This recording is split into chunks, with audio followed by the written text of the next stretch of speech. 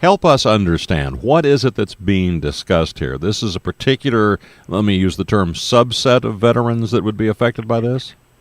Sure. So we're talking about 250,000 veterans who are all of senior citizen age, and they're all have military service-connected disabilities of at least 70%. So they're at least 70% disabled. But the VA has already determined in the past that because of their disabilities, they're unable to maintain or gain real employment. So they cannot work.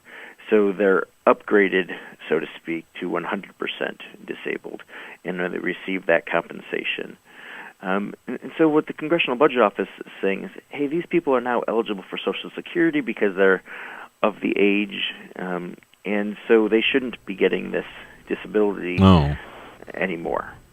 Well, the big issue there is that these people have been disabled, many of them for decades, much earlier in their lives when they were in the militaries, when the disabilities occurred.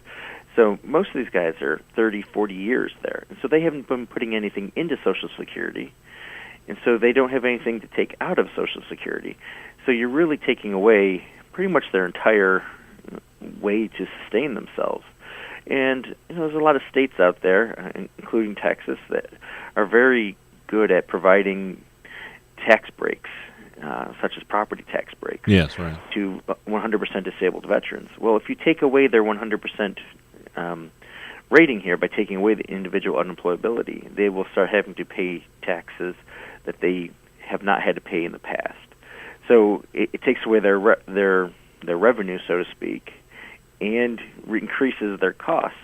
So you'd have hundreds of thousands of veterans who would become homeless rather quickly. And this is also the most, I hate to use this kind of wording, but really the most vulnerable demographic of veterans we have. These are veterans who have no other way to support themselves. And really would be the country reneging on their promise. So what happens next? In 2017, as you said, there was it was an avalanche of reaction. There were Facebook groups that formed. There were the visits to Capitol Hill that you talked about. What happens this time? Are you already hearing from the DAV and the IAVA and the other veterans groups? Sure. So the other organizations haven't really spoken about this too much yet. But for us, it's our members quickly reacted to this.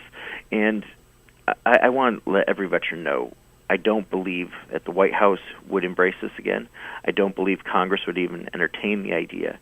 But the fact that a veteran has to be out there right now worried because the proposal is out there, that's wrong, and it's putting undue stress on the veteran and the veteran's family. So we're calling on the White House to say, CBO, stop this ridiculous proposal. We're not going to consider it. We'll never consider it. Stop putting it out there.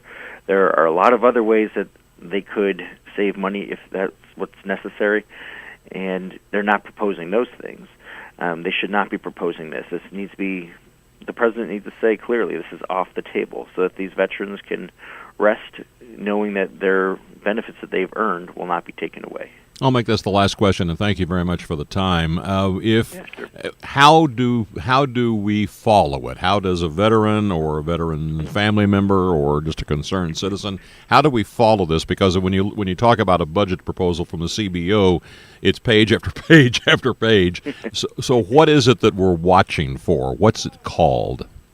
Sure. So I would stay engaged with the veterans organizations, but doing this here in the media is really important. And AMVETS.org, AMVETS.org, or anywhere on social media, we're out there. We're going to stay on top of this. Right now, at the White House, I've had some good conversations with staff.